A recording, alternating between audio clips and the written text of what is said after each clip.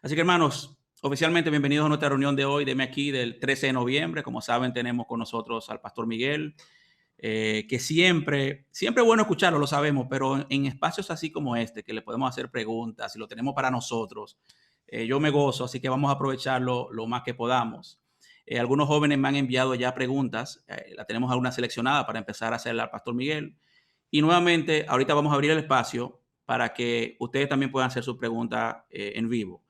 Tienen dos maneras de hacer la pregunta. Una la pueden ir enviando en el chat y la vamos viendo. Otra es que usted levante la mano en la opción de participantes de manera virtual y le damos la participación un momento. Dos condiciones cuando vayan a hacer la pregunta. Una pregunta, uno, el número uno. Y dos, tiene que tener la cámara encendida, hermano. O sea, tiene que ser valiente. No vemos lo que, o sea, para poderlos escuchar hay que verlos. Así que si tiene una pregunta para el pastor Miguel, sea valiente y encienda la cámara. Pastor, nuevamente gracias por estar con nosotros, gracias por su tiempo. Un placer. Y vamos a empezar de una vez con alguna pregunta que tenemos en la mano. La semana pasada, aquí en el M aquí, hablábamos un poco de Mateo 5:13, donde el Señor Jesús dice a sus discípulos, ustedes son la sal de la tierra. En ese momento hablábamos, ¿verdad?, de varias funciones que tiene la sal, como dar gusto, provocar sed, pero entendemos, ¿verdad?, que el contexto principal tiene que ver con ese efecto antiséptico, ese efecto de parar la pudredumbre. Entonces, Jesús nos llama a sal de la tierra, mas sin embargo, viendo cómo va nuestra sociedad, lo que estamos viendo a nuestro alrededor, cada día pareciera estar acelerándose el proceso de putrefacción. Entonces, la pregunta es, ¿a qué se debe esto? ¿Será que nos hemos vuelto insípidos? Y si es así, ¿por qué entiende usted que los cristianos no estamos fungiendo con lo que somos? Bueno, vamos por parte. Cuando la reforma se dio, una de las frases que caracterizó ese periodo fue usualmente se usaban estas frases en latín, es post tenebrax lux, o después de las tinieblas luz. Pues Europa se iluminó, literalmente. Europa se iluminó por los próximos 200, 300 años, independientemente de que el siglo de las luces, el siglo de la iluminación haya ocurrido. La sociedad cambió. La sociedad cambió porque había una nueva ética de trabajo, la sociedad cambió porque había un nuevo código moral y de repente Europa floreció, pero floreció bajo la sombrilla de lo que fueron los valores cristianos, hasta el punto que todavía al día de hoy la Alemania de Lutero es la economía más fuerte de toda Europa. Ahí hay una ética de trabajo que quedó, ahí hay un entendimiento de lo que es la bondad, por así decirlo, del trabajo en sí. Entonces no hay duda de que el cristianismo, quítale la reforma en el año 1517, cuando Martín Lutero la comienza a Europa, e imagínate lo que Europa fuera hoy. Europa es un desastre hoy, estoy de acuerdo, pero aún siendo un desastre, tiene economías y cierto orden, y los países nórdicos, Suecia y Noruega, perdón, tienen de los niveles de corrupción más bajos de todo el mundo. Eso no es por bondad del hombre, esos son legados que la fe cristiana le dejó. Y lamentablemente al sacar el cristianismo de Europa, pues Europa ha pasado a ser un cementerio espiritual. Estados Unidos fue iluminado con los grandes avivamientos bajo Jonathan Edwards y George Whitefield. Uh, Quítale a Estados Unidos, aún hoy en toda su oscuridad, que está horrible, la iglesia honestamente en Estados Unidos está muy mal hoy, pero quítale a Estados Unidos a Mike Pence de al lado de Donald Trump, quítale a Estados Unidos los jueces cristianos de la Suprema Corte, quítale los jueces de otras cortes que sean cristianos o que estén grandemente influenciados por los valores cristianos, quítale los senadores de valores cristianos, quítale los miembros de la Cámara de Representantes cristianos, quítale los gobernadores de influencia cristiana. Imagínate lo que Estados Unidos fuera hoy ya. Entonces lo que nosotros estamos viendo, ya lo vimos en Europa, lo estamos viendo en Estados Unidos, es la expulsión de la influencia que a ellos los hizo grande, la luz que a ellos los iluminó, la sal que a ellos les dio, que los preservó, que les dio florecimiento humano. Y la diferencia entre Latinoamérica, África, Asia, cuando yo hablo de estas cosas y alguien me dice, pero ustedes tienen altos índices y a veces hasta mayores que los de nosotros. Sí, claro que sí, que eso es cierto, pero la diferencia es una. Nosotros estamos en los años 1500, donde todavía hay mucha tiniebla en medio de estos continentes, porque nosotros hemos tenido una reforma. Si Cristo se detiene, ¿verdad? Todavía 50 o 100 años, que yo espero que no, pero si lo hiciera, entonces quizás habría una reforma y nosotros estaríamos diciendo post tenebrae lux, después de las tinieblas luz, pero lamentablemente si el tiempo sigue pasando, entonces diríamos posteriormente, porque esa es la historia del hombre, lo que hoy se dice de Europa. Entonces la frase hoy para Europa es post lux tenebras, después de la luz, tinieblas.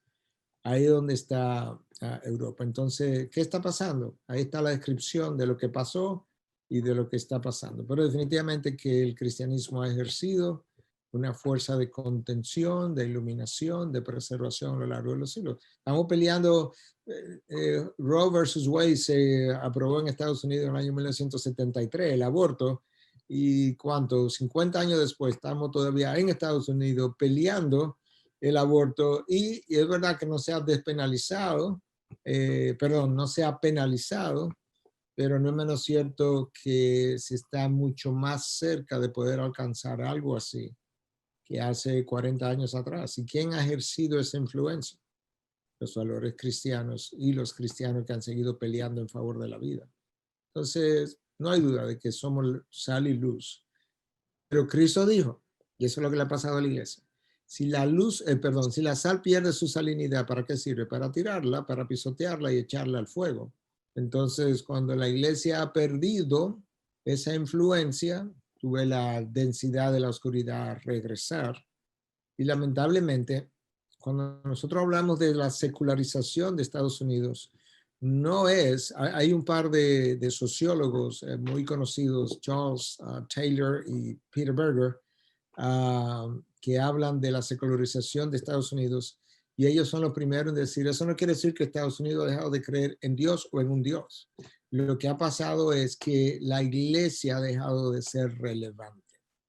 Como la iglesia no es relevante, la gente sigue creyendo en un Dios o aún en el Dios de la Biblia, pero a su manera. Pero la iglesia no tiene relevancia. Y eso ha llevado a la sociedad a la secularización. Entonces, esa es la forma de concebir la secularización de Estados Unidos, en la pérdida de la relevancia de la iglesia. Ahora, cuando usted habla de pérdida de relevancia de la iglesia, ¿estamos hablando de los líderes que han fallado o estamos hablando de que el cristiano individual no está haciendo su parte? O ambas cosas. Es una combinación, líderes han fallado, cristianos no han hecho su parte. La iglesia ha cometido muchos errores. La iglesia aún ortodoxa todavía tiene mucha mundanalidad sin tener que llegar a la droga, ni al sexo, ni al alcohol, ni a nada de eso, ni a la pornografía, que hay mucho de eso dentro de la iglesia, pero quítale todo eso. Todavía la iglesia norteamericana, que es la más estudiada, tiene mucho de mundanalidad. La iglesia está preocupada ahora mismo, ahora donde estamos, porque si sube Biden, pudiera ser que la iglesia pierda el estatus de lo que llaman el tax exemption. Las iglesias, cuando tú donas a la iglesia, por ejemplo, cuando vivíamos allá, lo que yo donaba a la iglesia, pues me lo deducían de los impuestos. La iglesia está preocupada por si eso llega. ¿Cuántas iglesias del mundo tienen tal estatus para estar preocupado por eso? ¿Cuánto en la historia de la humanidad, en 2000 años de historia, por cuántos años que la iglesia ha gozado de tal cosa? Todo eso son formas mundanales de pensar. Y hay mucho de orgullo, hay mucho de competencia, hay mucho de politiquería, hay mucha maniobra política ahora mismo, ahora que se dice que Biden va a ganar, pues gente que no estaba mucho a favor de Biden ha comenzado a hablar ahora a favor de Biden y ha querido como alinearse con Biden, y eso es la iglesia que lo está haciendo. Entonces, un líder político muy conocido, no voy a mencionar su nombre, altamente conocido, el otro día, sabiendo que Kamala Harris es probablemente una de las mujeres más pro aborto de toda la historia de Estados Unidos, celebrando porque una mujer de color va a llegar finalmente a la vicepresidencia de Estados Unidos. O sea, tú me estás diciendo que para ti es más importante el hecho de que alguien de color y que sea mujer llegue a la presidencia, aún sea la mujer más pro aborto de toda su historia. Come on, ¿dónde está tu conciencia cristiana? Ese líder, si yo menciono su nombre, una gran cantidad de ustedes lo conocería, porque él tuiteó eso incluso. O sea, hay mucha mundanalidad en esa iglesia. Entonces, por eso la iglesia ha perdido su relevancia. ¿De qué otra forma la iglesia ha perdido su relevancia? La iglesia, o sea, el cristiano en medio de esta pandemia, déjame traerlo a la pandemia, ha expresado el mismo nivel de temor y más que el no cristiano. Entonces, ¿a dónde está la soberanía de Dios? ¿A dónde está el control de Dios?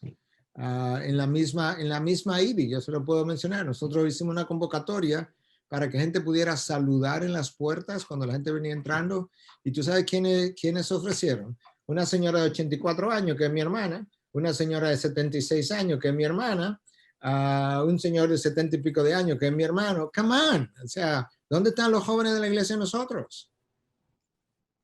Esa gente debiéramos estarle diciendo, por favor, no vengan a la iglesia por sus niveles de riesgos. Entonces, si así es que la iglesia va a mostrarse diferente, la iglesia, el mundo no la va a respetar. No hay manera. Ya me desahogué. Podemos pasar a otra cosa. Solo para cerrar el tema de ser sal, obviamente hay personas que tienen puestos de liderazgo político en su empresa, otros tenemos que ver, estamos llamados a ser sal en nuestro nivel de influencia. Ahora, ¿dónde encuentro el balance entre ser sal, restringir el pecado y a la vez dejar que el individuo viva de acuerdo a su libertad y sus propios deseos? ¿Hasta dónde yo debo llegar en mi presión contra el pecado que veo a mi alrededor? Bueno, por ejemplo, vamos a usar la homosexualidad de ejemplo. Yo debo procurar que leyes no sean pasadas a favor de algo que es contrario a la ley de Dios, por un lado, y por otro lado, que no contribuye al florecimiento humano. Ahora, ¿hasta dónde dejo que el individuo viva? No, que si no hay leyes a favor de ese movimiento, ¿verdad?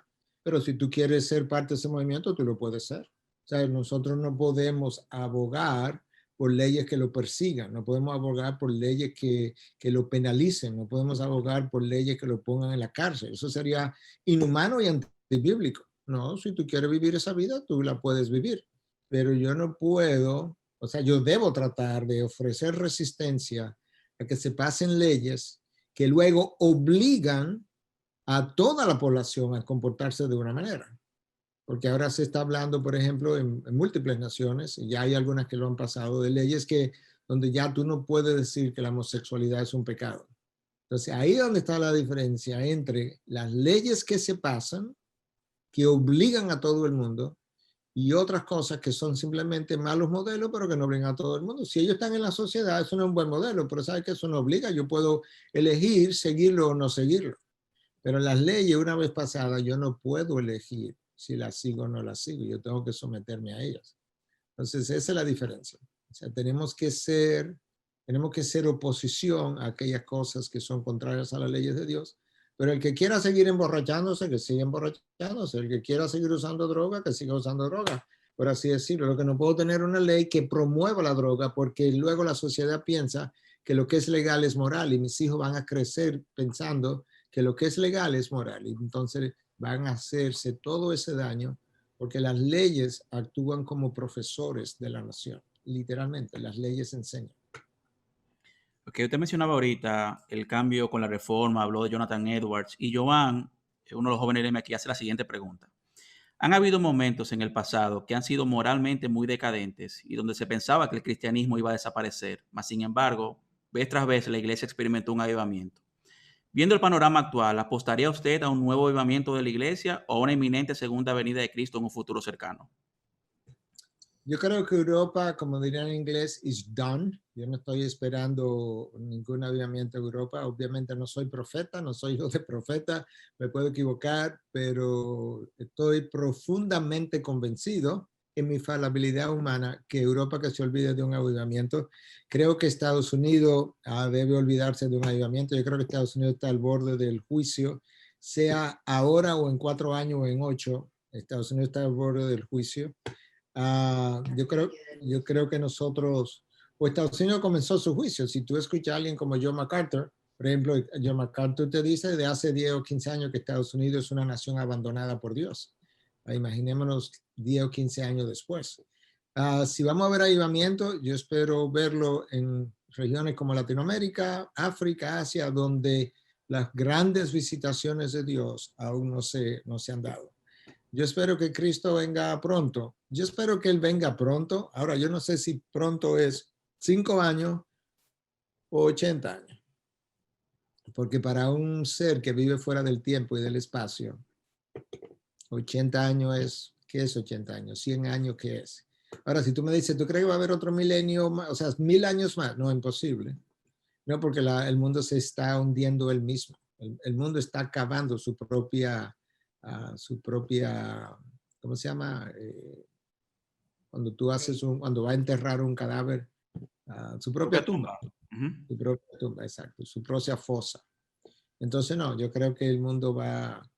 Lo que yo sí sé que vamos a ver, de eso como que no me cabe la menor duda. Si Dios me da 20 años más, porque yo pudiera morirme mañana, pero si Dios me da 20 años más, de lo que yo estoy seguro que voy a ver es el colapso de la civilización occidental.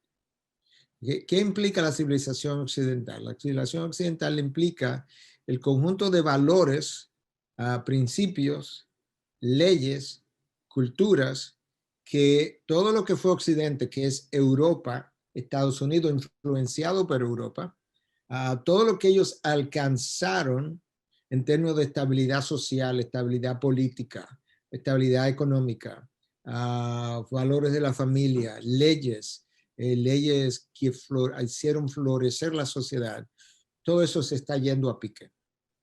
Entonces yo sí creo, si yo tengo quizás 10 años, 15 o 20, que vamos a ver el colapso de la civilización occidental. Entonces, esto es como yo lo digo. Yo no sé si Cristo viene pronto y si este es el final.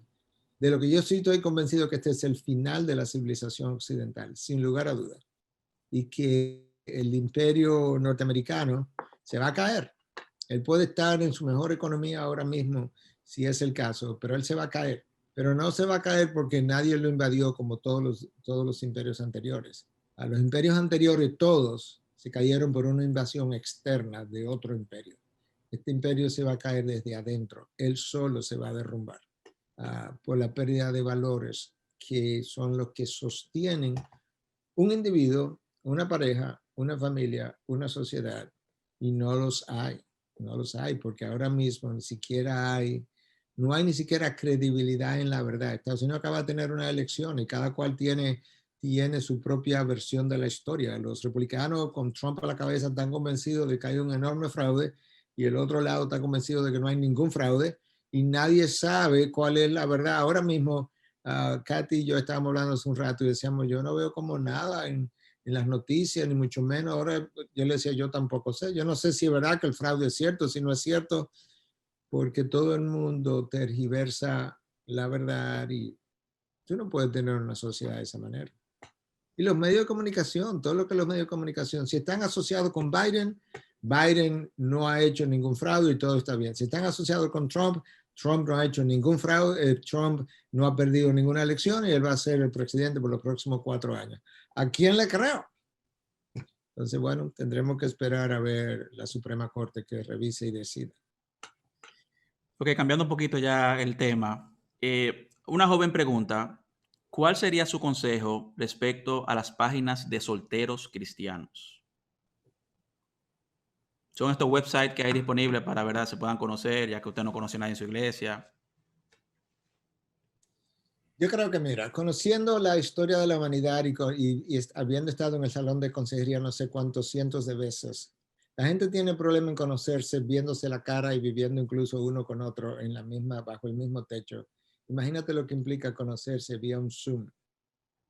Entonces, yo no creo que es una buena idea de encontrar una pareja, honestamente, porque literalmente yo tengo varias parejas en consejería ahora mismo diciéndome, yo no conozco a mi esposo, yo no conozco a mi esposa. ¿Cuántos años te tienen de casado? 11, 10, 8, 15, 20. Y tú me vas a decir que te va a conocer por Zoom. No lo creo. Ahora tú me vas a decir, pero yo conozco una pareja que se conocieron así, le está yendo muy bien. Yo estoy seguro que hay más de una pareja, pero la excepción nunca constituye la regla. Y yo creo que eso es algo que nosotros tenemos que establecer, porque si la excepción va a constituir la regla, yo siempre uso el mismo ejemplo, pero quizá ustedes no han estado cuando yo lo he usado, pero Si la excepción va a constituir la regla, yo puedo justificar si mi esposa se muere, casarme con una prostituta mañana. Y si alguien me cuestiona, te digo, pero, o sea, era profeta y se casó con una. Y ella volvió y se prostituyó y él fue y la buscó otra vez. Entonces, ¿cuál es el problema? O la Biblia dice que Isaías predicó 3 años desnudo. Yo no sé si fue completamente desnudo, pero dice desnudo. Entonces, yo me lo imagino por lo menos con un taparrabo, ¿verdad? Entonces, yo pudiera justificar que yo puedo ir a la IBE con un taparrabo el domingo por 3 años. No, porque las excepciones no hacen la regla. Entonces, yo tengo que pensarlo de esa manera en todos los ámbitos de la vida. Nosotros seguimos las reglas, Dios hace las excepciones. Amén.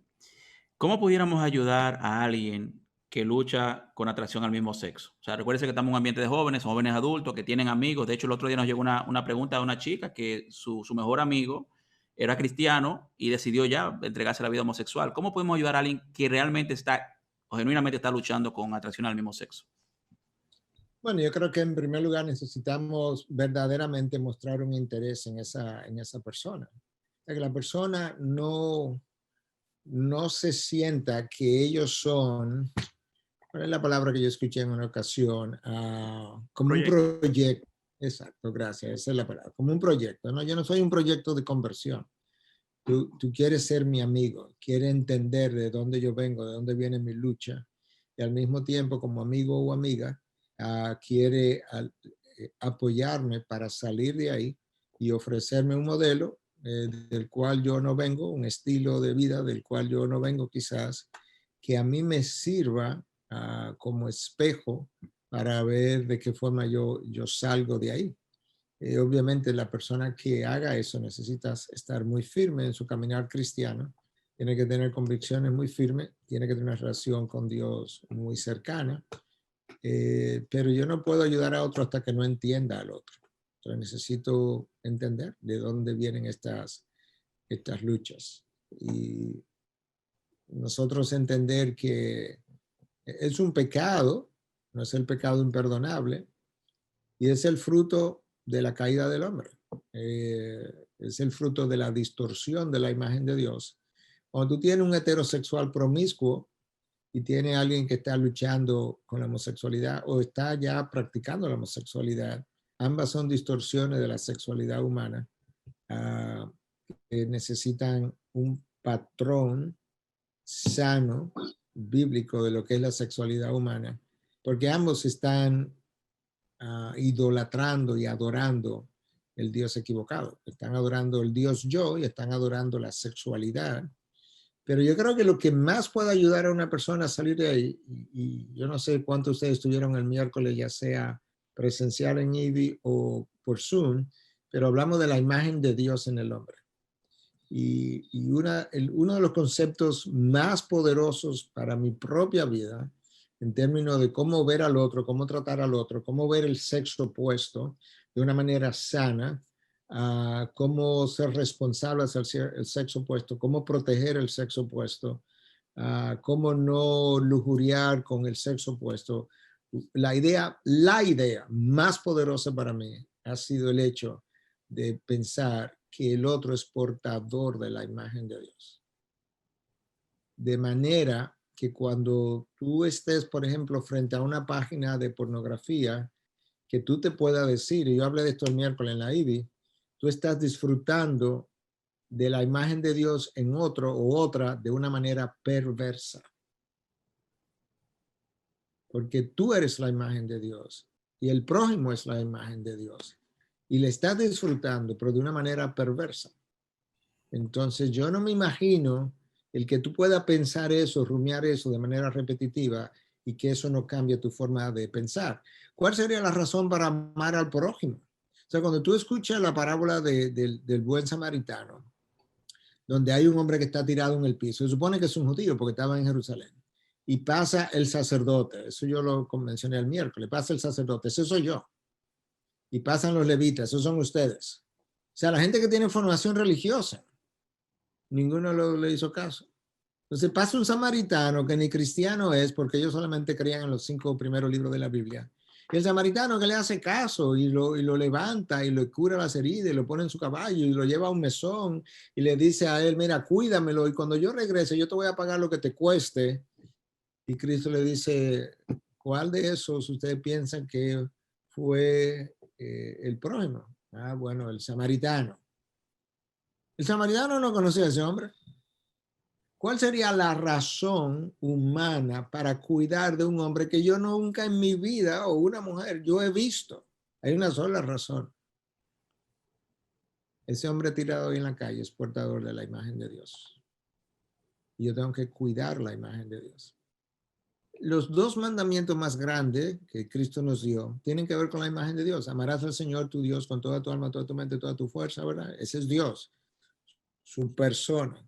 Y al prójimo como a ti mismo. ¿Cómo yo me amo a mí mismo sin ser un narcisista? Porque imagínate, no, yo me amo a mí mismo. Imagínate lo que nosotros podemos hacer con ese mandamiento, ¿no? Cristo me mandó a amar.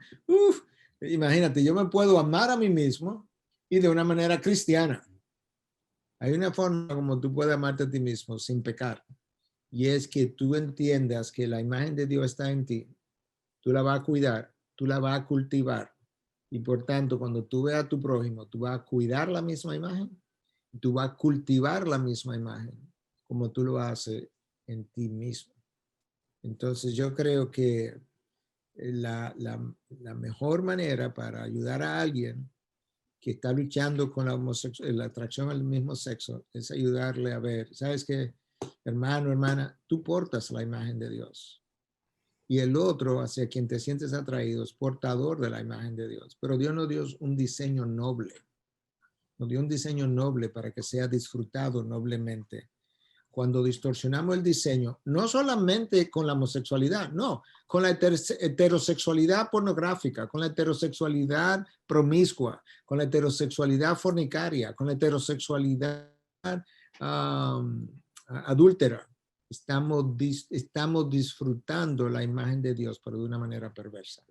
Para mí, eso ha sido uno de los conceptos más importantes en mi vida de santificación, en ayudar a personas a moverse hacia adelante cuando están enraizadas en distorsiones tan significativas de la imagen de Dios como esas que acabo de mencionar. Siguiendo en línea con eso que usted acaba de hablar del impacto en su vida de santificación, Kisbel hace la siguiente pregunta. En el caso suyo, la carrera de medicina, perdón, ¿cómo usted puede ser tan exitoso? La pregunta es la siguiente, perdón que me enredé, que tengo dos preguntas de Kisbel aquí.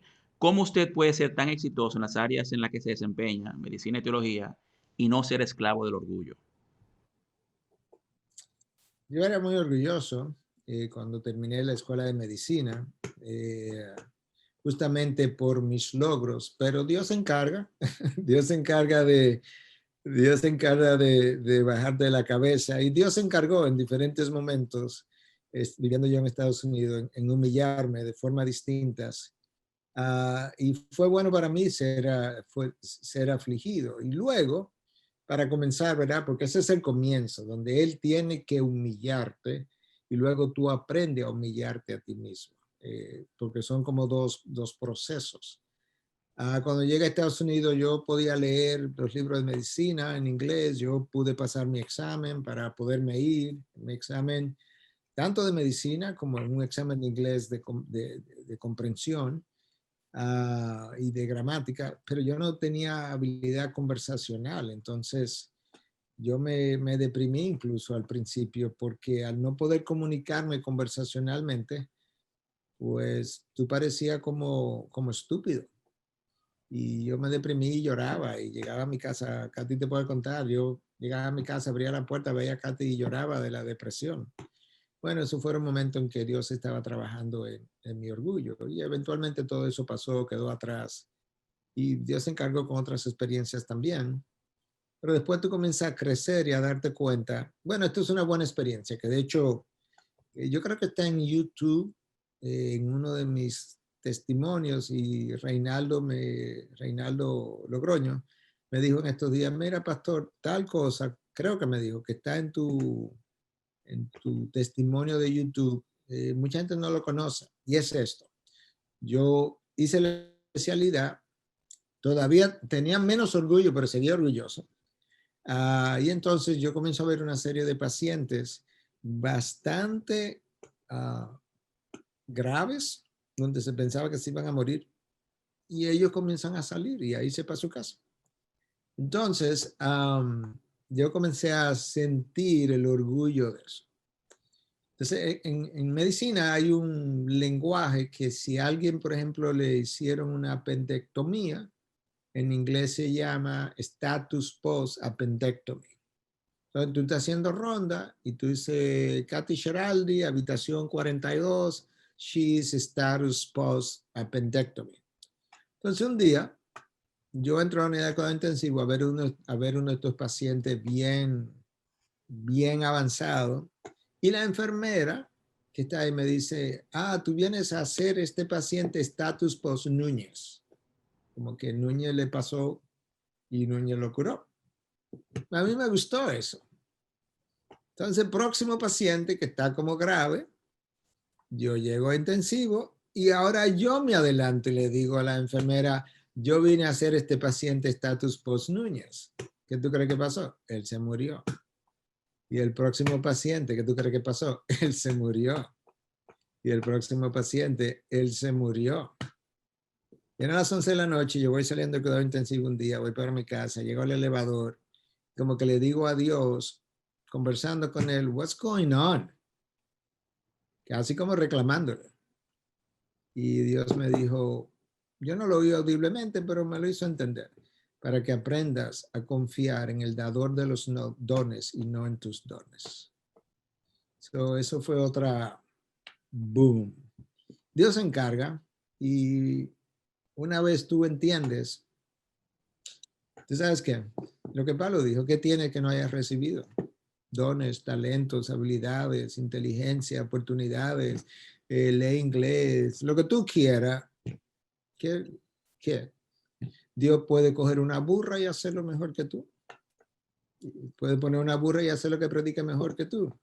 Entonces, cuando tú, y no solamente eso, te pone a pensar en la grandeza de Dios, la grandeza del universo, un Dios que abre su boca y forma billones y billones de galaxias, tú dices, la verdad que yo soy como un granito de arena.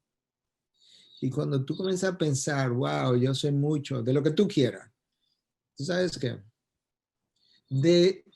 Por mucho que yo sepa de medicina, comparado con todo lo que ya se sabe en todos los ámbitos de la medicina, no sé nada, porque se sabe mucho que yo todavía no sé. Imagínate de lo que no se sabe. Entonces, al final, tú te das cuenta, no somos nada. Y eso nos ayuda. Amén. Como te digo, como decía Pablo, soy lo que soy por la gracia de Dios. Gracias a Dios. Una última pregunta de Xbel, en esta misma línea, veo que es estudiante de medicina, aunque creo que esta pregunta nos aplica a todos en nuestras áreas. Ella pregunta lo siguiente, la carrera de medicina es larga y vemos pacientes desde que somos estudiantes, pero en realidad son pacientes de otros doctores. ¿Cuándo es pertinente hablar de Cristo sin desafiar la autoridad del evangelio del médico responsable? ¿En qué momento inició usted su práctica de compartir el evangelio con sus pacientes? Lo estoy pensando un poquito. No me atreví tanto cuando era residente, si soy honesto. Lo hice, pero no me acuerdo exactamente, pero yo sé que no fue frecuente. Ya cuando me hice especialista y comienzo a ver paciente en calidad de especial como infectólogo, comencé a encontrar oportunidades. Y, por ejemplo, esta es una, donde nosotros estábamos en un medio sumamente judío. El hospital era judío, los médicos eran judíos, los pacientes, la mayoría eran judíos, judíos de ascendencia. Y yo fui a ver un paciente y le pregunté un día que en qué año había nacido y me dijo 1948. Y yo le dije, oh, wow, es un año clave. Qué bueno, yo me alegro. Él no preguntó nada más y yo no dije nada más. Pero al día siguiente yo volví a ver. Y él me dice, pero yo lo hice a propósito. Y él me dice, doctor, cuando usted vino ayer a verme, yo le dije que nací en 1948. Usted le llamó la atención y pensó que ese fue un buen año. ¿Cuál fue la razón de eso? Y entonces yo le dije, bueno, que en 1948 la nación judía volvió a ser nación. Y para nosotros los cristianos que hemos creído que Dios, el Dios de la Biblia, eligió una nación, que no se ha olvidado de ella, que la va a reunir de nuevo, para nosotros encontrarnos con personas como usted, y que hayan nacido justamente en el mismo año en que la nación nació, para nosotros es muy especial. Y bueno, para no cansar la historia, yo le di un libro profético que hablaba de la segunda venida de Cristo. Después él se fue de la clínica y yo no sé qué más pasó. Quién sabe si es cristiano hoy en día, pero encontraba oportunidades para tratar de abrir la puerta. Es como que tú empujas la puerta, si la encontraba cerrada, la dejaba así. Si la encontraba abierta, la empujaba y entraba. Eh, yo diría que fue ahí. Y luego entonces, cuando entré en contacto con pacientes con SIDA, ya era muy fácil, porque esos pacientes, ellos saben, sobre todo antes, porque ahora el paciente con SIDA puede vivir 15, 20, 25 años, una vida bastante bien, pero en esa época, no, esos pacientes tienen una expansión de vida muy corta. Hicimos un estudio para pacientes con SIDA, con HIV, enseñamos la Biblia y ahí había ex drogadictos, ex homosexuales. Entonces Dios me fue brindando cada vez más oportunidades de presentar el Evangelio. Bueno, durante mi especialidad en infectología, ahora recuerdo, lidiando con pacientes con SIDA, hubo un número de oportunidades para presentar el Evangelio. Algunas tocó humillarme. Rápidamente, esto es una historia, porque yo creo que la historia ilustra mucho. Yo fui a entrevistar a un paciente con un drogadicto, con SIDA. Cuando lo hablé con él tenía la cabeza hacia abajo, ni la levantó, no me respondió. Y yo me incomodé por dentro, pero no dije nada. Pero me tuve que ir porque él no abrió la boca ni levantó la cabeza. O sea, como que me sentí respetado. Me fui. Cuando voy saliendo de la habitación y estoy como debajo del marco de la puerta, el paciente dice, Doc. Y yo estoy incómodo. Y yo le dije, what? Pero como de mala manera, como qué. Y él me dice, ¿usted me puede traer un refresco? En buen dominicano a mí me subieron y me bajaron, porque el paciente ni siquiera había levantado la cabeza, no me había respondido una sola pregunta y me está pidiendo que le traiga un refresco. La cafetería está en el primer piso, yo estaba en el 9º piso. Y yo no sabía lo que le iba a decir, pero de nuevo, yo no oía a Dios audiblemente, pero en mi conciencia yo oía a Dios decirme, hazlo por mí. Yo bajé al primer piso, yo compré mi refresco, yo subí mi refresco, y tú sabes que tan pronto yo se lo entregué, él se abrió y tuvimos una excelente conversación. Entonces, si tú estás dispuesto a humillarte, Dios te brinda oportunidades para presentar el Evangelio en múltiples ocasiones. Y eso es lo que debiéramos hacer. Amén. 4 preguntas más para entonces abrir a los jóvenes. Vamos a entrar un poco de teología aquí. Usted mencionaba en el Zoom que tuvimos creo que hace 2 semanas, donde se le hacían también preguntas. Usted hizo una salvedad con el concepto de pecado original. Entonces la pregunta es la siguiente: ¿cuál es la diferencia entre el concepto del pecado original de acuerdo a las enseñanzas de la Iglesia Católica Romana y lo que vemos en la Biblia? Bueno, hay un par de aspectos distintos. Por un lado, la Iglesia Católica Romana por mucho tiempo enseñó que el pecado original de Adán y Eva había sido que habían tenido sexo, lo cual es una cosa descabellada. Yo no creo que Roma cree eso hoy, pero sí se enseñó años atrás.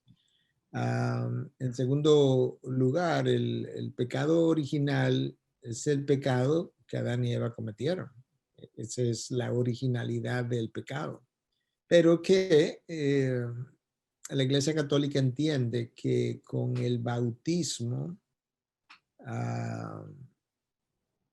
se remueve el pecado original que yo todavía cargo por ser descendiente de Adán y Eva.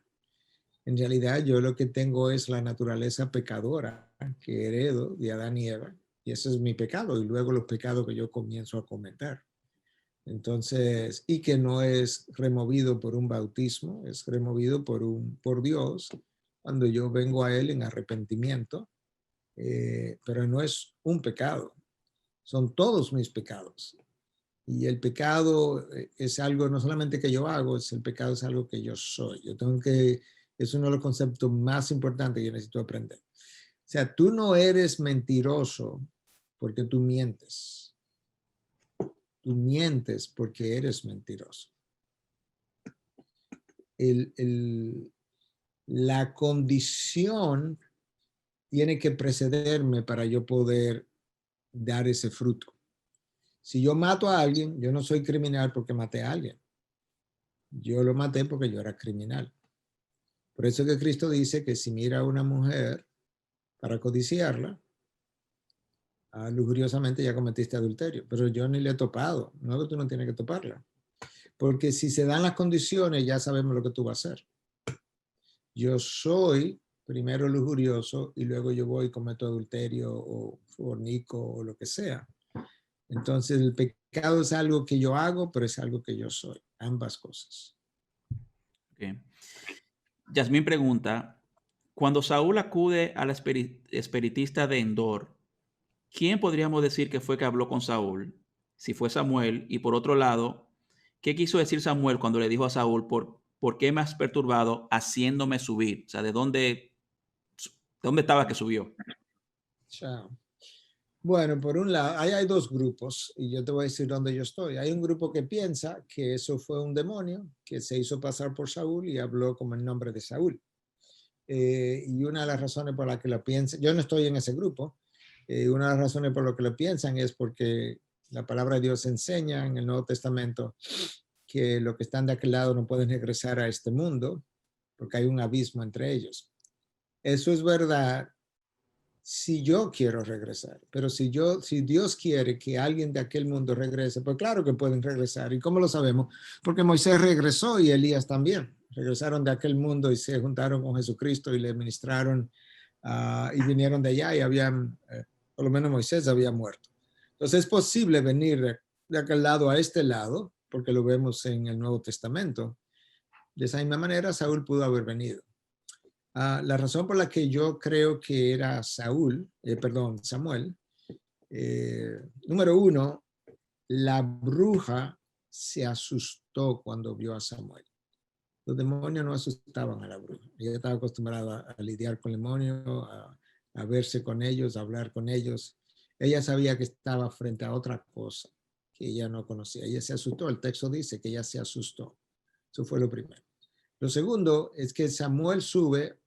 Samuel era el profeta que corregía a Saúl, pero al mismo tiempo que frenaba a Saúl y que le profetizaba a Saúl.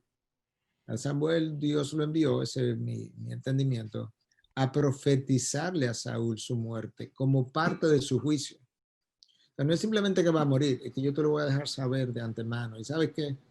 Te lo voy a dejar saber, no a través de un demonio, sino a alguien a quien tú le vas a creer. De manera que cuando él oyó a Samuel decirle lo que iba a pasar, él sabía que, que eso iba a ocurrir.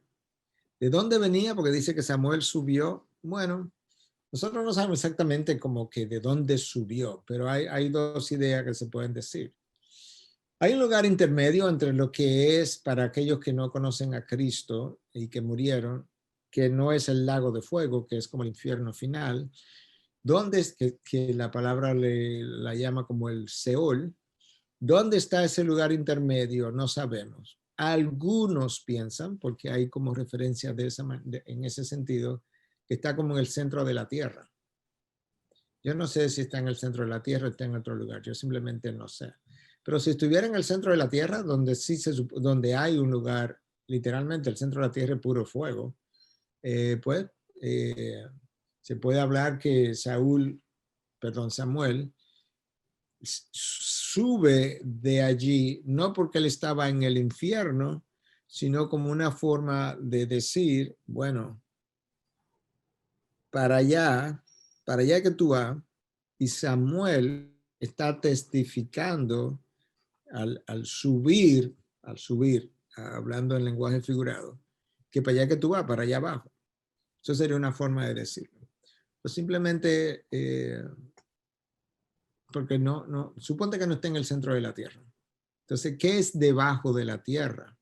No sabemos. Pero vino de un lugar obviamente, que nosotros no conocemos dónde es. Ah, no estamos seguros de a qué se refiere con que subió,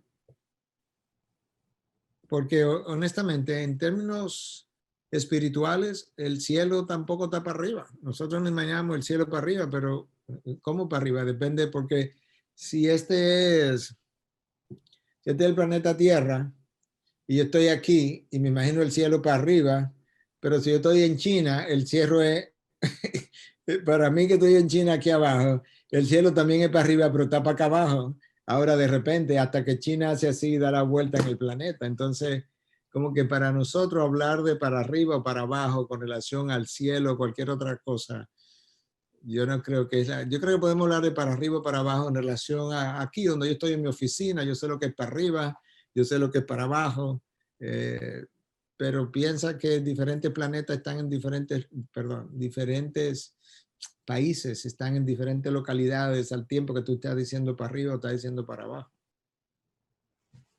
Okay. Pastor, ¿por cuáles razones se podría, o más bien recomendaría usted a una persona un cambio de denominación dentro del mismo cristianismo? De ser así, ¿qué aspectos se deberían tomar en cuenta antes de hacerlo? Y no sé si combinarlo con un cambio de iglesia, lo dejo ya a opción suya como lo quiere manejar. Cambio de iglesia, vamos a comenzar por ahí, porque yo creo que el cambio de iglesia hay que hacerlo cuando la verdad no está siendo predicada, porque yo no puedo dejarme intoxicar con la predicación de la mentira. Entonces yo creo que eso sería un momento. Ahora, o no está siendo vivida. Es posible que se predique, pero no se viva. Hay una contradicción entre lo que se predica y lo que se vive. Entonces no debo vivir en un medio como ese. Pero yo creo que necesito hablar con los líderes y dejarles saber piadosamente, porque quizás Dios use mi conversación con ellos de por qué estoy saliendo en esos casos. Entonces, mala enseñanza, enseñanza heréticas, malos ejemplos, no se trata con el pecado se pone debajo de la alfombra. Todo eso son razones suficientes como para considerar cambiar de iglesia. Ahora, cambiar de denominación implicaría que yo estoy convencido que la denominación como tal hace algo que yo he llegado a considerar no bíblico. Por ejemplo, los presbiterianos bautizan niños. No lo bautizan para perdón de pecados, lo bautizan como una señal de bienvenida a la familia. Personalmente yo creo que eso no es bíblico. No creo que pudiera estar en una denominación que practique eso, pero a lo mejor yo crecí como presbiteriano. Nunca lo pensé y luego llego a la conclusión, ups, yo no creo que esto es bíblico. Entonces ya yo entiendo que mi denominación ha abrazado algo como denominación que yo entiendo no es bíblico. Suponte que la denominación sea pentecostales. Bueno, ahí es un poquito más difícil porque dentro de la iglesia pentecostales hay pentecostales y hay pentecostales. Pero si las iglesias que yo conozco pertenecen a un concilio y en ese concilio todo el mundo tiene creencias que yo llego a considerar antibíblicas por la forma que quizás ven un demonio detrás de cada cosa, quizás porque se ha abrazado el evangelio de la prosperidad, entonces quizás yo tengo que salir de ese concilio que está en una denominación y ya finalmente me cambio de denominación.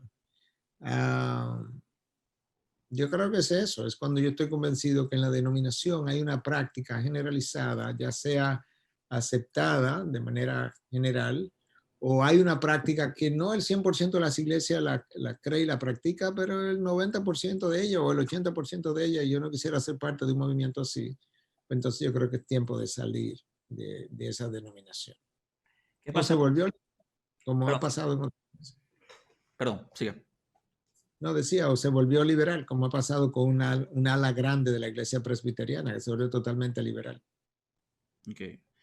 ¿Qué pasa cuando yo veo que mi pastor percibo que le falta conocimiento bíblico? Aunque yo sé que usted lo contestó un poco aquí, pero quiero soltarlo otra vez el tema.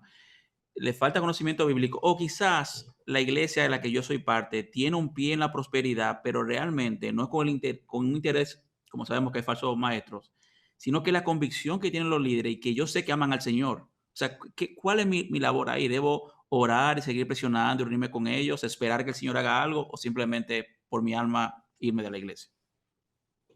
Yo creo que debe orar, yo creo que debe hablar con ellos.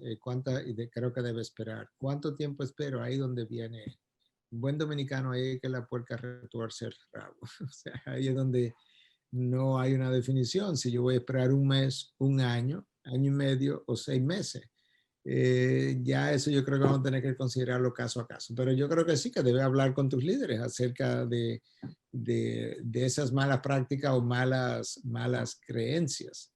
La gente puede estar sinceramente equivocada, pero ¿sabe qué?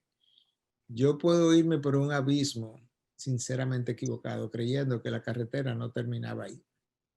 Entonces, el hecho de que mis líderes sean sinceros, si no están dispuestos a abandonar el error, lamentablemente, yo no puedo quedarme por la sinceridad de ellos, porque yo he puesto la sinceridad de ellos por encima de la verdad de Dios. Y nada debe estar por encima de la verdad de Dios. Entonces creo que debo hablar con ellos, creo que debo expresarle que yo sé que ellos tienen buenas intenciones, buenos corazones, que aman a Dios, todo eso es posible, pero todavía el error mata. Y si no los mata a ellos, mata a la iglesia. Okay.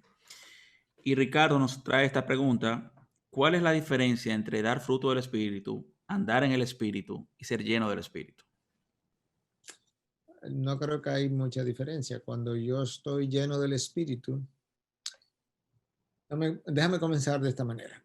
Todo el que es cristiano, de hecho el domingo que viene el sermón es justamente el andar en el Espíritu, lo estamos haciendo de Romanos 8. Vamos a tratar Jairo comenzó Romanos 8 y me entusiasmé como hacer una miniserie de 4 o 5 sermones de Romanos 8 y cerrarlo, redondearlo. Pero este domingo vamos a hablar de caminar en el Espíritu. Entonces, si yo estoy lleno del Espíritu, en primer lugar, vamos a asumir que todo el que está aquí en este Zoom es cristiano. Entonces, todo el mundo tiene la misma proporción del Espíritu. El Espíritu no es dado en porciones. Nadie tiene un 10% del Espíritu y un 90% del Espíritu. Lo que cada uno tiene es vidas que están más o menos controladas por el Espíritu. En otras palabras, yo no le he cedido el 30% de mi vida al Espíritu, el 10%, el 90% de mi vida al Espíritu. Entonces, el Espíritu, la llenura del Espíritu implica que mi vida está siendo controlada por el Espíritu. Cuando mi vida es controlada por el Espíritu, lo que el otro ve es el fruto del Espíritu: amor, gozo, paz, paciencia, bondad, benignidad, mansedumbre, hasta dominio propio. Eso es lo que el otro ve, eso es lo que el otro puede medir. Y al mismo tiempo, ¿cómo yo expreso eso en términos de mi caminar con Dios? No, yo estoy caminando con el Espíritu. ¿Qué implica que estoy caminando con el Espíritu? Que Él me está guiando. De hecho, Romanos 8:14 dice que todos los que son hijos de Dios son guiados por el Espíritu, todos. O sea, que cuando yo no ando bien, no es por falta de guía del Espíritu, es que la guía del Espíritu yo la rechazo y me voy en otra dirección. Es como si el Espíritu dijera, vete por la derecha, y yo digo, gracias, pero me voy por la izquierda. Es como Jonás. Dios le dijo claramente, vete por aquí. Jonás dijo, no, yo no voy para allá, yo me voy para aquí. Entonces es como algo así. El Espíritu está dirigiéndome en una dirección, pero yo decidí que yo para allá no voy, que yo no voy para Nínive. Y Dios me dice, bueno, está bien, pero vete en el barco que tú quieras y en la dirección que tú quieras. Nos encontramos en Nínive. Y bueno, no terminé en Nínive, como tú conoces la historia. Pero Dios le dio una lección a Tomás. Le dijo, Tomás, mira, digo a Jonás, ¿tú quieres ir por avión o por aire? El espíritu mío te lleve como a Esteban. ¿Quieres ir por aire o por ballena? Voy a ver cuál de los dos te conviene más. Y él decidió irse por ballena, pero él llegó a Nínive, porque no te puede oponer a los planes de Dios. Entonces, bueno, eso es. La llenura del Espíritu es el control del cristiano en cada vez mayor medida, cada vez mayor grado. El fruto es lo que el otro ve que esa llenura está haciendo, y el caminar es básicamente la guía que ese Espíritu me está dando para yo tratar de glorificar a Dios. Amén. Chicos, vamos a abrir el espacio ahora para que ustedes hagan la pregunta directamente al Pastor Miguel. Pueden levantar la mano en la opción de participantes o directamente en la pantalla. Si no lo veo, nuevamente el requisito es que por favor una sola pregunta para que otras personas puedan preguntar, y de ser posible que enciendan su cámara. Una pregunta, obviamente, para el pastor. Gracias por el tiempo y por contestar todas las preguntas previas. Mucha sabiduría y creo que trae mucha claridad ante muchas inquietudes que hemos tenido. Mi pregunta va con una pregunta que realmente nosotros como solteros muchas veces decimos, bueno, mira, no vamos a abordar ese tema, pero al final terminamos abordando el tema que tiene que ver con el tema del matrimonio, la soltería, etcétera. Nosotros vemos, por ejemplo, el mandato en Génesis 2, que no es bueno que el hombre esté solo y Dios le crea una ayuda idónea al hombre para que pueda señorear sobre la tierra. Y vemos a Pablo, creo que es en 1 Corintios capítulo 7, diciendo, no tengo un mandamiento del Señor, pero yo les recomiendo al que está soltero que se quede como está, para que su servicio no se vea distraído hacia el Señor y que se pueda mantener enfocado. Entonces, nosotros tenemos una realidad en la iglesia, a nivel, vamos a decir, cuantitativo. Hay una cantidad de personas que están casadas y hay una cantidad de personas que están solteras. Entonces, partiendo del mandato bíblico de que no es bueno que el hombre esté solo, nosotros muchas veces en la iglesia recibimos presión, para casarnos. No, tú te deberías casar, tú te deberías casar, tú te deberías casar. Sin embargo, también vemos como otra campana que suena que dice, no, tú debes de enfocarte en tu servicio al Señor. Entonces, la pregunta sería, partiendo de ese mandato de Génesis capítulo 2 y tomando en cuenta que la mujer, por ejemplo, hablando del tema de sumisión y demás, se entiende que no debería dar un primer paso para abordar un hombre para casarse. O sea, ¿cuál debería ser entonces el sentir o el impulsar de la iglesia para el soltero? ¿Sería más hacia el servicio o más al hombre para que realmente se case y pueda de esta manera desempeñar o glorificar más al Señor? No sé si me di a entender. Sí. Yo creo que la iglesia tiene que enseñar la aplicación de Juan 10:10, que Cristo dice, yo vine para que tengan vida y la tengan en abundancia. Entonces yo creo que la iglesia debe enseñar lo que es la abundancia de vida independientemente del estadio en el que tú te encuentres, ya sea soltero, ya sea casado, ya sea viudo, ya sea divorciado porque tu esposa o esposo haya decidido irse en otra dirección. Tú necesitas vivir una plenitud de vida. En esa plenitud de vida, supongamos que sea la soltería. Estás viviendo, tú estás sirviendo, pero al mismo tiempo tú estás viviendo, tú estás saliendo, tú estás yendo a trabajar o estás estudiando, pero estás sirviendo a Dios con todos tus bríos. Número uno. Número dos, Dios quiere que tú pertenezcas a una comunidad. Dios no nos ha hecho llaneros solitarios.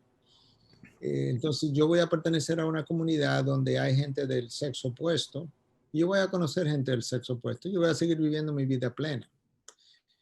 En los propósitos de Dios, Dios va a hacer que mi vida se cruce con alguna persona, ya sea en esa comunidad cristiana o en una comunidad cristiana o en una comunidad que sigue siendo cristiana, pero que llamarían en inglés como at large, que es como la comunidad cristiana más grande. A lo mejor la persona pertenece a otra iglesia, pero es la iglesia universal, pero pertenece a la iglesia de Tomás Martínez o a la iglesia donde está Sugel Michelén, y resulta que forma parte de ese universo cristiano de la iglesia, pero yo estoy viviendo mi vida plena. Entonces llegué a conocer a María, a Carmen, a Josefa, a quien tú quieras, ponle el nombre que tú quieras. Pero sabes que el error está en hacer de esa muchacha o muchacho un proyecto, ya sea, lo voy a poner en términos comunes, yo me la voy a levantar, o yo le voy a caer a ese muchacho, le voy a caer atrás a ese muchacho hasta que él me haga caso. No, yo voy a tener una relación de amistad con esa persona, con esa y con otros y con otras. Si es del Señor, Dios hará que los deseos en ambos se levanten, se unan y se crucen. Pero eso es como, tú sabes, ahorita hablábamos de alguien que es inconverso y tú lo haces un proyecto de conversión. Eso es como similar a que yo conozco a una gente, le hago un proyecto de levantamiento, por así decirlo, en el buen dominicano. No, yo Yo voy a tener amigos, yo voy a tener amigas y Dios me hará cruzar con la persona que Él entiende que debe ser mi pareja. En 3 meses, en 6 años, en 7, en 7 días, yo no sé, pero yo tengo mi confianza puesta en Dios. Pero estoy viviendo una vida plena y yo creo que así fue que se dio el cruce mío y de Katy. Esa Katy es norteamericana, neoyorquina, yo estoy aquí en Santo Domingo enseñando medicina, recién graduado, ella viene a estudiar medicina, ella no sabe quién soy yo no sé quién es ella, y de repente yo tengo una alumna que está ahí en mi aula de clase. ¿Tú creías que yo pensaba que iba a ser mi esposa? Nunca en la vida. Pero Dios hizo que nuestros caminos se cruzaran y 39 años después estamos casados y juntos y toda una vida construida de la manera más natural. Y realmente todo lo que se ha dado en mi vida con Dios ha sido de la manera más natural, literalmente. Como que nosotros no debiéramos ser tanto como cazadores de presas en el caso del matrimonio. O en el caso de una iglesia, tú sabes, yo no le caí atrás a una iglesia de 2.500 personas. ¿Qué sé yo? Tenía un estudio bíblico de 10 gente, 12 gente, creció a 15, a 20, a 40, a 100, a 200. ¿Qué tan grande va a ser la IBI? Yo no sé. Yo quiero ministrar a las personas, vivir la vida en plenitud y la IBI que tenga el tamaño que Dios quiera. Como que deja que Dios maneje la vida. Eso yo creo que debe ser. Yo creo que es antibíblico presionar a cualquiera de ustedes para que se case. Tú no conoces la voluntad de Dios para cada uno de ustedes, ni conoce, o sea, cuando digo tú no me refiero a ustedes, sino al que lo esté presionando. Ni conoce cuándo la estación de la vida, cuando Dios quiere que él o ella se case. Entonces, dejemos de estar jugando a ser Dios y de estar sintiendo al otro que está soltero, que está mal. No, quizás Dios lo quiere soltero, quizás Dios lo quiere casado. Con relación a 1 Corintios 7, cuando Pablo dice que desearía que todo el mundo fuera como él, que se quedara soltero, y uno de los problemas que tenemos con 1 Corintios 7 son las primeras palabras de 1 Corintios 7. Joan, fuiste tú que leíste de 1 Corintios 7. ¿Alguien que tiene 1 Corintios 7 abierto? Vamos a buscarlo. Y lea las primeras palabras. Biblia de las Américas. Primeras palabras, 1 Corintios 7, versículo 1. En cuanto a las cosas de que me escribieron, bueno es para el hombre no tocar mujer. Ok, espérate. ¿Cuáles fueron las primeras palabras? Bueno es para el hombre no tocar mujer. Esas son las segundas palabras. Perdón. En cuanto a las cosas de que me escribieron. Ok, ese es el problema, que yo no sé cuáles son las preguntas. Entonces Pablo está respondiendo preguntas. 3 veces en 1 Corintios 7, Pablo dice, en cuanto a las cosas que me escribisteis. Esta es una de esas 3. Entonces ahora él está respondiendo preguntas específicas y nosotros quisiéramos, 2000 años después, interpretar con lujo de detalle lo que Pablo está diciéndole a cada uno de nosotros en cuanto a que si me caso o no me caso.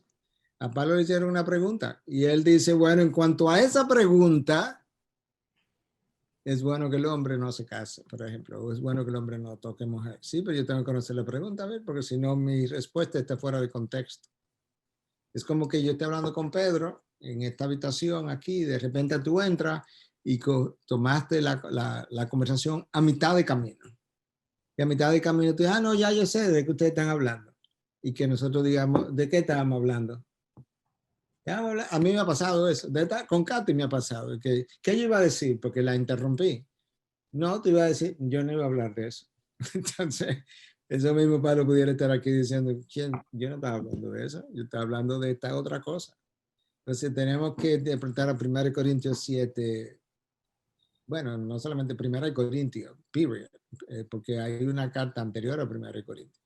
1 Corintios, lo que nosotros conocemos como 1 Corintios, probablemente es segunda de Corintios o tercera de Corintios. Lo que conocemos como segunda de Corintios probablemente es cuarta de Corintios.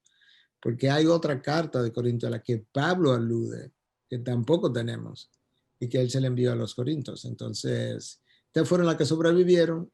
Quizá las otras 2 no tenían toda la inspiración del Espíritu y estas 2 sí. Y por eso quizás no la tenemos. Gracias, Pastor Miguel. Michelle, tienes el micrófono. Buenas noches a todos, Pastor. Saludos desde Ecuador. Bueno, mi pregunta va dirigida a Primera de Juan 5, el versículo 16, donde habla del pecado de muerte. Entonces yo quería saber si es que existe un pecado de muerte y cuál sería la diferencia entre los pecados que se cometen. Muchísimas gracias. Bueno, y gracias por participar desde tan lejos. Qué bueno. No está claro para nadie, literalmente, cuál es el pecado de muerte al que Juan se estaba refiriendo cuando él dice que hay pecado que lleva a la muerte y pecado que no lleva a la muerte, y que por aquellos pecados que llevan a la muerte que él no considera que debemos orar, dice Juan. Entonces no está claro qué es eso. Ahora, lo más cerca que llegamos es a lo siguiente. Hay pecados que llevan a la muerte, porque lo vemos en la palabra. Por ejemplo, Dios dijo que no se podía tocar el arca, y Usa tocó el arca y se murió. Llevó a la muerte. Ananías y Zafira mintieron y murieron. A 1 Corintios 11 había gente que estaba tomando la cena del Señor indignamente y dice que muchos durmieron, o sea, se murieron. Entonces, definitivamente hay pecados que llevan a la muerte. Quizás no sean una lista de pecados específicos, sino acciones específicas que llevan a la muerte. Yo recuerdo haberle ministrado, mi esposa y yo le ministramos juntos por un tiempo y después yo en otra capacidad a una muchacha que era drogadicta en Estados Unidos de nombre Kim. Yo la conocí en la emergencia. La conocí en la emergencia, la habían traído, había llegado de New York, viviendo en las calles, durmiendo en las calles, en las escaleras, como le llaman allá, un homeless. Y yo pensé que era una muchacha así, pero al final era hija de millonarios. Y bueno, y comenzamos a ministrarle, y ahí fue a la casa varias veces a cenar con nosotros y demás. Ella tuvo una oración interna por 30 días y yo le ministré todos los días la palabra, por lo menos media hora. Y al final, estamos en diciembre, me acuerdo como ahora, ella, el día ya que se iba de alta, tú lo podías ver, que ella estaba loca por salir, pero había una ansiedad y yo le dije, Kim, tú vas a usar droga, ¿verdad? 30 días después. Y ella fue siempre, no sé si siempre, pero muchas veces fue honesta conmigo y me dijo que sí. Y yo la miré a la cara y le dije, mírame a la cara, Kim. Si tú te vas, después de 30 días de haber oído la palabra, a usar drogas en el día de hoy, yo te digo, en el nombre de Cristo, que tú vas a pagar un precio muy alto. Yo no sé cuál es, pero tu precio va a ser extraordinariamente alto. Poco tiempo después nosotros nos mudamos, creo que eso fue en diciembre del 96, nos mudamos en mayo, 5 meses después. Y a los 2 o 3 meses de llegar aquí, el papá me llamó un día y me dijo que Kim había hecho una sobredosis y se había muerto. Pagó un precio, su pecado la llevó a la muerte. Entonces yo creo que hay acciones de pecado que llevan a la muerte y no necesariamente pecados específicos. Eso es como lo más cerca que podemos llegar a pensar en el pecado que lleva a la muerte. Ok. Gracias, Pastor. Wilson, tienes una pregunta. Tienes el micrófono. Pastor, nosotros los principiantes tenemos por lo menos en mi caso, a veces una dificultad cuando somos como esos noviazgos que empiezan con toda esa energía, con toda esa fuerza y con todo ese amor. Y en ocasiones ese amor va a ir menguando porque ya nos vamos acostumbrando a la novia y viene el ritmo bajando. Así mismo pasa cuando tú vienes al evangelio y tú vienes con un propósito o vienes con una dificultad y te sientes que por momentos tú sientes como que sí las cosas están funcionando, pero de repente tú sientes como que hay cosas que no. Y por ejemplo en mi caso, yo digo por mí, a veces hay cosas, por ejemplo, que yo le pido a Dios, le pido al Espíritu Santo que me hable, que me revele.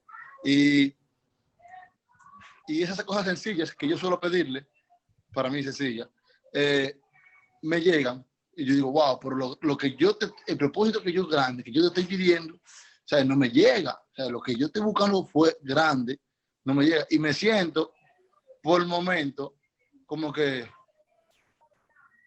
como que se baja, como que guía ahora. Y es una batalla constante, porque ahí viene el enemigo, comienza, usted sabe, trabaja con uno, con la cabeza, con la mente, y llega a la mente, y dice, wow, es verdad, será así, será no. Pero nada, entonces en esos momentos regularmente yo digo, wow, pero ¿qué hago? ¿Qué hago? Es más cuando uno se siente más confundido. Imagínate que un hijo tuyo de 10 años te pide que le regale un carro y que le regale un carro y él quiere un carro y él quiere un carro. ¿Tú se lo regalarías? No, no, no, claro que no. ¿Por qué no se lo regalaría? Oh, apenas tiene 10 años, ¿sabes? No va a saber manejar todavía la situación, que Porque enfrentarse. suponte que él sepa manejar, le enseñaron a manejar. Suponte que sea un niño que creció más de la cuenta y supiera manejar. ¿Tú se lo darías? Si sabe manejar, sí. Sí, yo entiendo que ya sabe manejar, claro. ¿De 10 años? Bueno, por eso le digo que hay una consecuencia que él no lo puede asumir porque tiene 10 años. No, pero estamos diciendo que él tiene el tamaño Ajá. y que sabe manejar. ¿Cuál sería la razón para no darle? ¿Cuál es la razón por la que las leyes en Estados Unidos, en múltiples estados, no venden alcohol a personas menos de 21 años o menos de 18, dependiendo del estado? Por la responsabilidad, porque es menor. Ok. Porque se entiende que no tienen la madurez para manejar las cantidades de alcohol que Claro, van a consumir. A un niño de 10 años no le daríamos un carro, aunque él tenga el tamaño, aunque él sepa manejar, porque él no tiene la claro, madurez para manejar las velocidades apropiadas y todo ese tipo de cosas y le va a hacer daño. Muchas de las cosas que Dios no nos da es porque nos va a hacer daño, no porque Dios no quiere darnos o no, que me va a hacer daño. Yo no pienso que me va a hacer daño, pero me va a hacer daño. Dios pudiera darme dinero y resulta que el dinero me vuelve avaro o avaro. Yo le puedo pedir a Dios, no sé qué, quizás yo le pido a Dios una novia para casarme y me caso, pero mi carácter no está listo y resulta que lo menos que voy a hacer es herir a esa mujer, a esa esposa, porque yo no estaba listo para manejar una esposa o ella no estaba listo para manejar un esposo. Si nosotros medimos la oración, el problema es el diseño de la oración y la razón por la que oramos. Nosotros oramos para pedir. Y la oración nunca fue concebida para pedir, primordialmente. Fue concebida para nutrir una relación.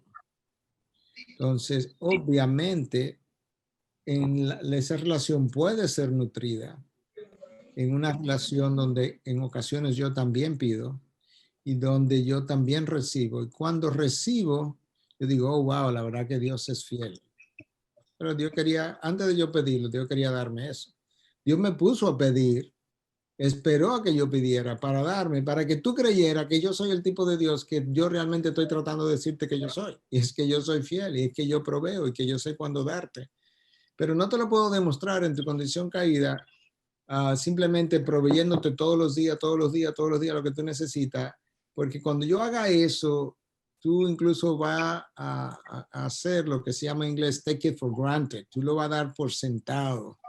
Pero si yo dejo que tú tengas cierta carencia, yo dejo que tú tengas cierta dificultad y tú me pides y yo te doy, tú entonces concluye lo que debiste haber concluido antes de yo darte. Que yo soy bueno, que yo soy fiel, que yo estoy en control, que yo sé lo que tú necesitas, que yo sé que yo quiero darte, etcétera, etcétera, etcétera. Entonces la oración es para nutrir una relación. Entonces lo más importante, decía alguien, que lo más importante no es cuánto de Dios, it's not so much how much you get from God, no es cuánto yo recibo de Dios, but how much of God gets into me, pero cuánto de Dios se mete dentro de mí. Entonces, fíjate la diferencia. Lo más importante no es cuánto yo recibo de Dios al pedirle, sino cuánto de Dios yo estoy recibiendo y está pasando a ser parte de mí. Entonces, eso es la idea de la oración, cultivar esa. No puedes medir tu espiritualidad o santificación u obediencia por lo que la oración te conceda, porque si lo mide así, entonces Cristo sería un grave problema, porque él le dijo al Padre, si es posible, a que se aparte de mí esta copa. Y la copa no la apartaron. Entonces Cristo hubiese estado en problema. O Moisés, que le pidió a Dios 3 veces que le dejara entrar a la tierra prometida, y Dios le dijo, basta ya, Moisés, no me vuelvo a hablar de eso. O Pablo, que le pidió 3 veces que quitara el aguijón en la carne, y Dios le dijo, bástate mi gracia. Entonces, si vamos a medir la oración por lo que recibimos de Dios, ni Moisés, ni Pablo, ni Cristo mismo realmente como que no lo trataron muy bien, ¿no? No, es que la voluntad de Dios no se trataba de quitarle el aguijón a Pablo, ni entrar a Moisés a la tierra prometida, ni quitarle la copa a Jesucristo, no.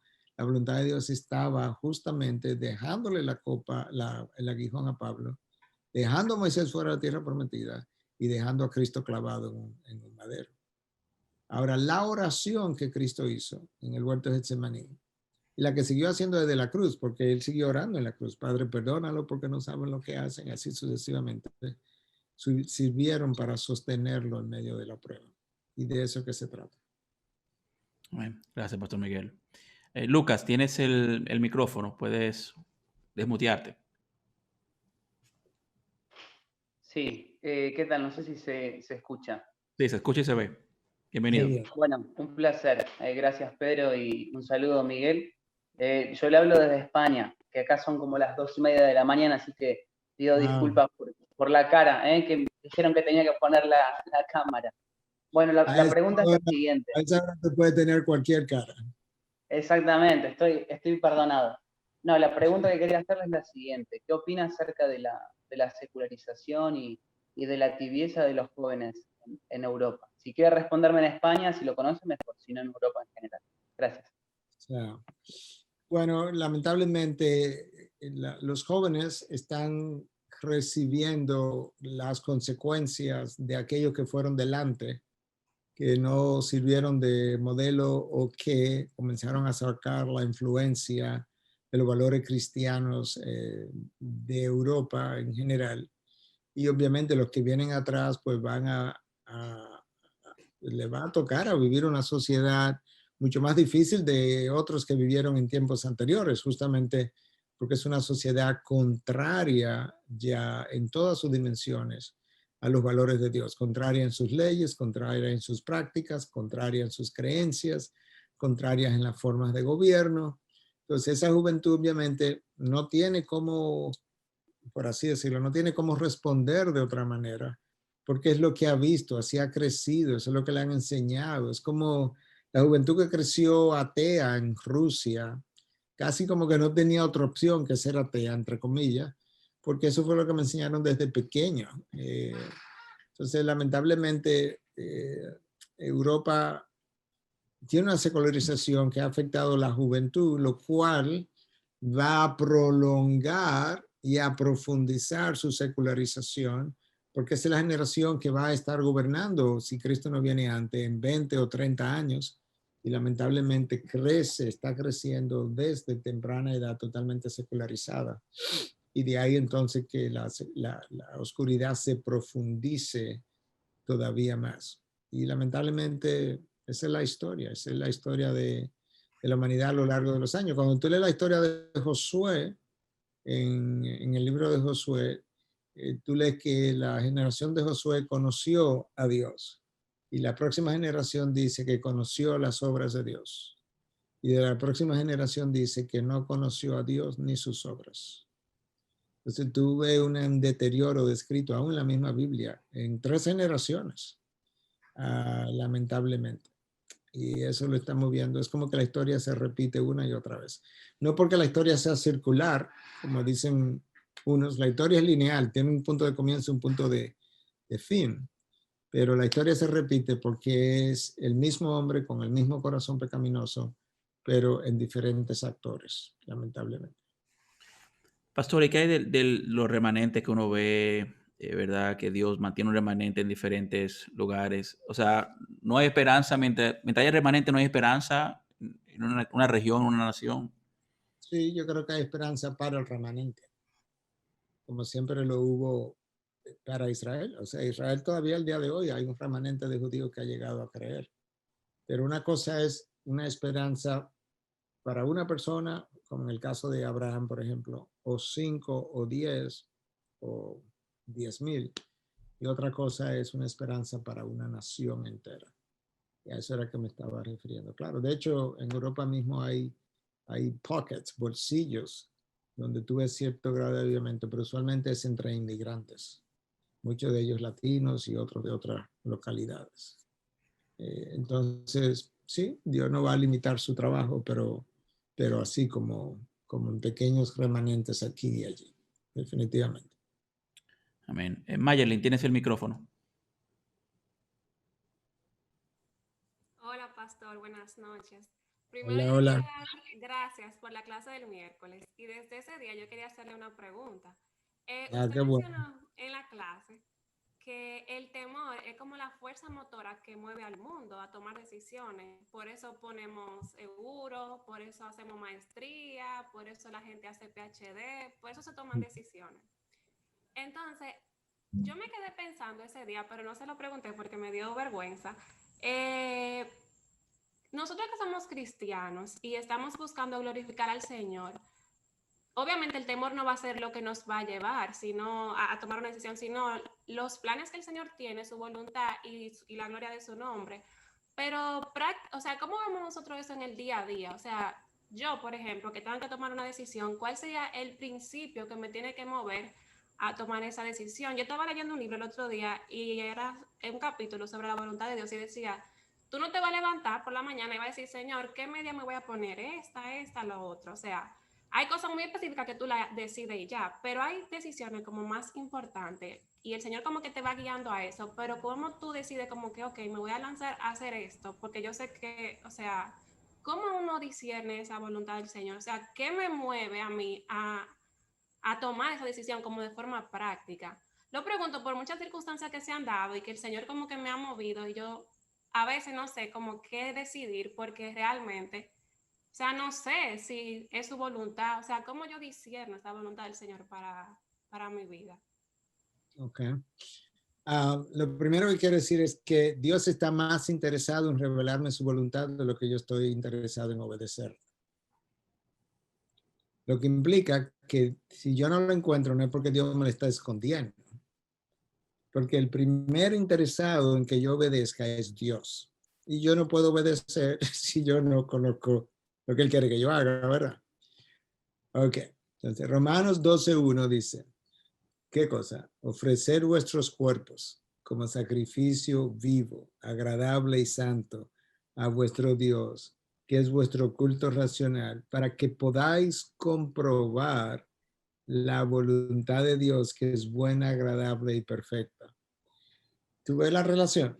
Yo necesito un ofrecimiento de mi vida entera.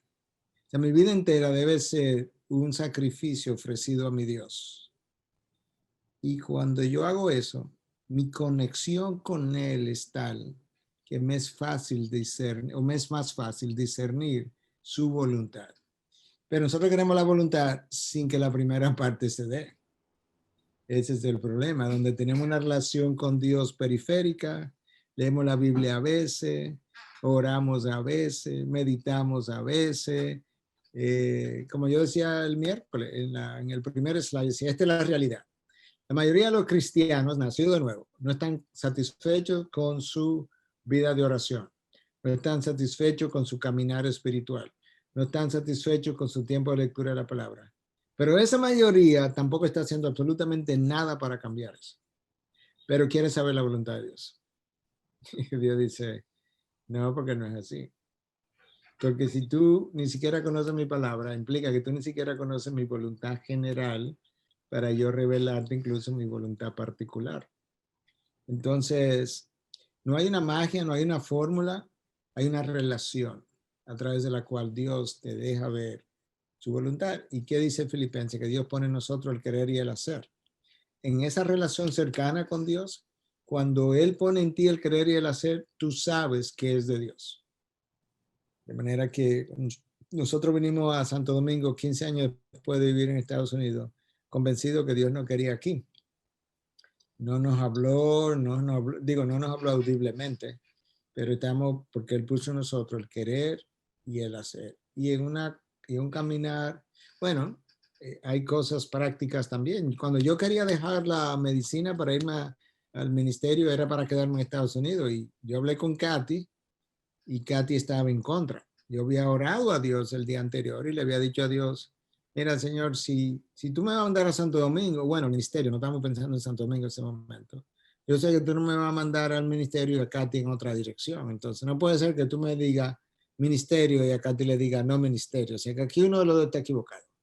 Pero, como la palabra de Dios dice que el corazón del rey está en las manos de Dios, Katy puede no ser una reina, pero el corazón de ella está en las manos de Dios. Entonces, el corazón de ella está en las manos de Dios. Yo te pido que de aquí a mañana, cuando yo hable con ella, tú muevas su corazón en la dirección del sí o del no.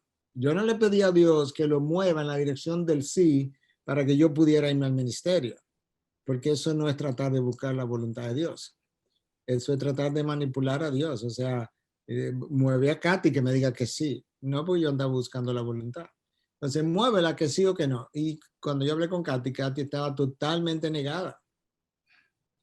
Yo no peleé con ella, yo no traté de razonar con ella, no, nada. O sea, habló Dios, por así decirlo.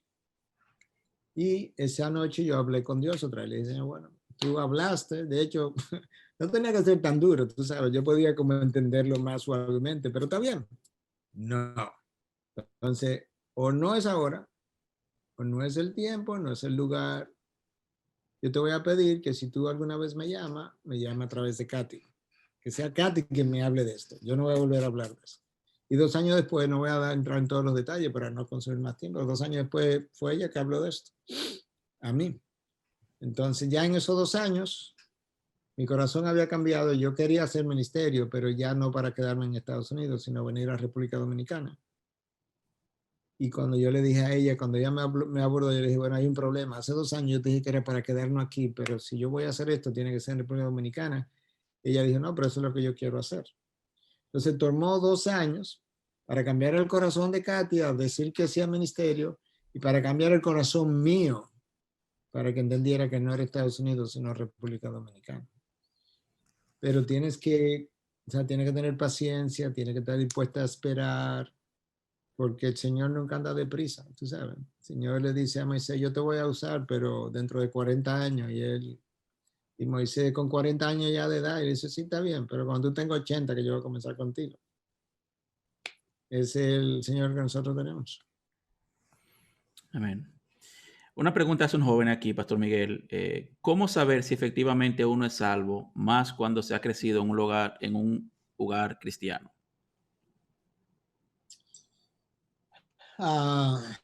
Obviamente no es porque yo vaya a la iglesia, obviamente no es porque yo ore, obviamente no es porque yo lea la Biblia, porque los fariseos iban al templo, leían la Biblia, oraban y no eran creyentes. O sea que esas son cosas que cristianos hacen, pero no son cosas que certifican que yo soy cristiano.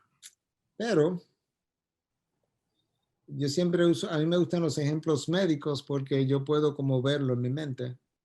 Cuando una mujer está embarazada y da a luz, ¿cómo yo sé que ese niño nació, está vivo? Bueno, él sale, está respirando. El niño al poco rato tiene hambre. ¿Hambre de qué? De leche. A la media hora hay que pegarlo del seno de la madre porque él tiene hambre, está gritando. El que nace de nuevo tiene hambre. ¿Cuál es su leche? La palabra, número 1. Número 2, a los 3 meses ese niño tiene más peso y está más grande. ¿Por qué? Porque él está vivo. Entonces el que nace de nuevo, él crece. Y él crece a la imagen de Cristo. Luego, ese niño cuando tiene 2 años, 3 años, 4, 5, quiere jugar con sus iguales. O sea, si yo encuentro un niño de 5 años, él no va a estar tan interesado en jugar conmigo a mi edad que de jugar con el que tiene 4 o 5 años. Ese es su interés. Cuando tú naces de nuevo, tú tienes interés en juntarte con tus iguales. ¿Y quiénes son tus iguales? Otros hijos de Dios.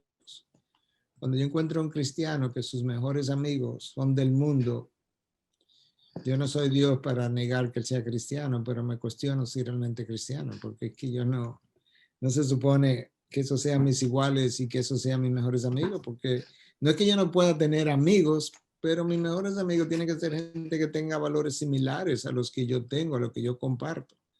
Entonces yo creo que entre el hambre, el crecimiento y el deseo que yo tengo de hacer comunidad, por eso tuve gente que, por ejemplo, estaba 10 años en una iglesia y a los 10 años se fue de la iglesia. Y tú le preguntas 15 años después, no, yo tengo 15 años que no he vuelto a la iglesia. Pero él era verdaderamente cristiano. Probablemente no. Porque el que es verdaderamente cristiano quiere quedarse en una comunidad. Quizá no es la IDI, quizá es otra, pero quiere quedarse en una comunidad, a estar con sus iguales. Entonces, yo creo que hay algunas señales.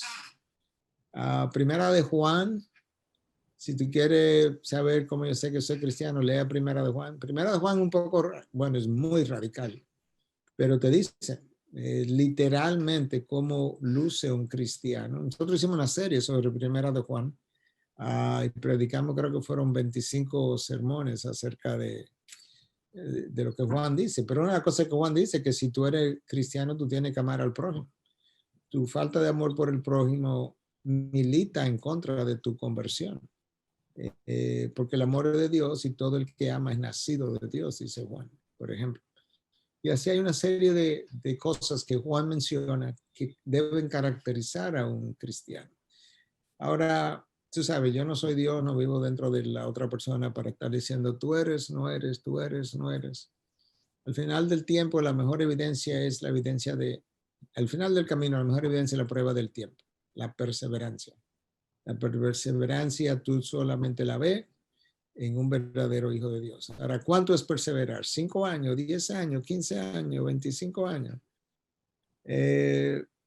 No, mientras él esté perseverando, yo tengo que seguir creyendo que, mira, él dice que es cristiano y él sigue viniendo a la iglesia y él sigue oyendo los sermones y él participa en estudio bíblico y ese tipo de cosas.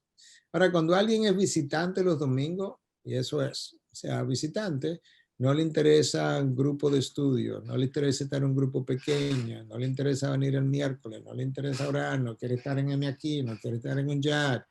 No, venir a los domingos, yo me cuestiono si esa persona es cristiana, de verdad. Yo no voy a estar juzgándola, pero me lo cuestiono porque eso no es típico de un hijo de Dios. El hijo de Dios quiere estar en actividades donde están hijos de Dios y quiere crecer y quiere estar en un grupo y quiere verse crecer, quiere verse santificando, etcétera, etcétera, etcétera.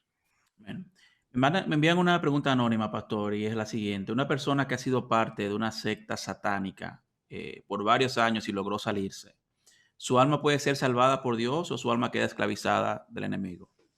Su alma puede ser salvada por Dios definitivamente. No, una persona poseída por el demonio puede ser salvada por Dios.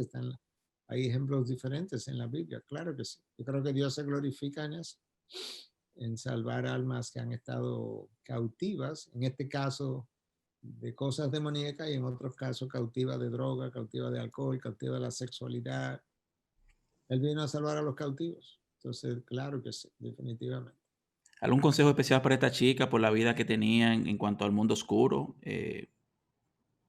Yo creo que ella necesita conocer mucho de Dios.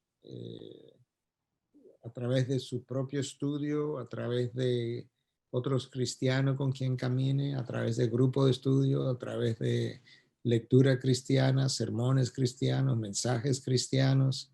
Ella necesita una visión grande de ese Dios. Y mientras más grande ese Dios luzca, por así decirlo, más luz, ella verá más luz en ese Dios. Y el mundo de las tinieblas le será cada vez más extraño, más odioso, más repugnante. El conocimiento de Dios es la clave para todas nuestras vidas, literalmente. Yo puedo tener 40 años en la vida cristiana y no conocer mucho de Dios. Wow. María, tienes el micrófono. Mi nombre es María y mi pregunta es la siguiente. Tengo una situación muy conflictiva en mi trabajo. El personal está integrado por 2 chicas y yo, y realmente es un ambiente muy conflictivo de chisme, contienda, calumnias y respeto. He reducido al mínimo la conversación, limitándome únicamente a hacer mi trabajo y manteniéndome al margen. Pero los problemas continúan. Hemos hecho reuniones con la coordinación, pero nada cambia. ¿Qué puedo hacer? Esto me está drenando espiritualmente. Bueno, yo creo que dos cosas que tú mencionaste en tu conversación que son claves. Una, nada cambia a pesar de las reuniones que han tenido. Y la otra, me está drenando espiritualmente. Yo creo que si yo pongo esas dos cosas juntas y yo estuviera en tus zapatos, yo probablemente comenzaría a buscar otro trabajo, porque no puedo permitir que me drene espiritualmente hasta el punto donde incluso ese trabajo termine afectándome mucho más de lo que pudiera haberme afectado si yo no estuviera espiritualmente drenada. Pero si estás espiritualmente drenada, en 6 meses estarás más drenada y por tanto el trabajo te va a afectar más, hasta el punto que puede llenarte de amargura, de resentimiento, falta de gozo, falta de motivación, o pudiera incluso terminar uniéndote a sus comentarios, a sus chismes, a sus divisiones, porque entonces fui afectada de otra manera. Entonces no puedo poner en riesgo mi condición espiritual. Cuando mi condición espiritual está en riesgo, yo tengo que salir del riesgo. Yo creo que esa es la manera de verlo. Okay. Juan, tienes el micrófono. Okay. Sí, mi pregunta es, bueno, de mi parte, pero también de otras personas aquí en el grupo, y tiene que ver con, hay una tendencia actualmente en el mundo con respecto a los temas sociales y de interés, vamos a decir, globales. Y específicamente yo hablo en este caso del tema del cuidado del medio ambiente. Yo creo que es un tema, vamos a decir, delicado. Creo que es algo que apela a la conciencia de muchos cristianos. Entonces la pregunta sería esta: ¿cuál usted entiende debe ser el grado de involucramiento o no involucramiento de un cristiano en hábitos y movimientos que buscan la preservación de la tierra como medio ambiente? Eso. Yo creo que aquellos que buscan la preservación de la tierra como medio ambiente per se, como búsqueda, yo no creo que están en un buen derrotero, porque por muchas de las cosas que he visto, prácticamente la tierra pasa a ser como el ídolo que estamos adorando y cuidando. Eso por un lado. Por otro lado, yo sí creo que como cristianos nosotros tenemos una responsabilidad de cuidar del medio ambiente, pero no de manera como que esa es mi búsqueda primaria o ni siquiera secundaria. No, yo voy a vivir responsablemente. Entonces, una vida responsable, voy a ir de lo más pequeño a lo más grande. Entonces, yo no tiro basura en la calle, yo no tiro una botella de vidrio en la calle porque alguien se puede cortar. Si yo ensucio algo, yo lo limpio. Entonces, yo vivo responsablemente. Al vivir responsablemente y multiplica esa responsabilidad por toda una sociedad, vamos a estar cuidando del medio ambiente. Lamentablemente, el hombre vive irresponsablemente tratando de sacar el mayor provecho posible al medio ambiente. Así se muera todo el mundo que se muere. Y te voy a dar algunas estadísticas. El número de personas que se muere por contaminación ambiental, para aquellos que están preocupados por el COVID, es aproximadamente 30,000 personas por día. Nosotros no estamos ni siquiera cerca de ese número de muertes de COVID. Y estamos preocupados por el COVID, mientras matamos 30,000 personas diarias de contaminación ambiental. Donde la pandemia comenzó en Wuhan y en el norte de Italia, en Normandía, si tú ves los mapas satelitales de esas dos regiones antes de la pandemia y después de la pandemia, tú puedes ver como hay una nube negra sobre esas dos regiones, de la gran cantidad de contaminación, y cómo después se limpiaron, que hasta los peces en los ríos se podían ver en Normandía. Y tú dices, bueno, ¿qué tiene eso que ver con la pandemia? Resulta que la contaminación ambiental disminuye el funcionamiento del sistema inmunológico, irrita las vías respiratorias, promueve la multiplicación de los virus. Tiene todo que ver con la pandemia. Pero ¿sabes qué? Normandía y Wuhan se van a contaminar igualito otra vez porque el hombre quiere seguirle sacando al medio ambiente todo el dinero que le estaba sacando, aún se repita la pandemia otra vez o otra cosa peor. Entonces ahí donde está el cuidado del medio ambiente, es un vivir responsable y convivir responsablemente para no hacerle daño al prójimo va a causar el cuidado del medio ambiente, pero no creo que sea la búsqueda del cuidado del medio ambiente como una búsqueda primaria para el cristiano. No, ahorita la tierra es el ídolo. Okay. Bueno, el tiempo ha corrido, hermano. Vamos a hacer unas 2 últimas preguntas. Le voy a pasar el micrófono a Nabil. Nabil, puedes hablar.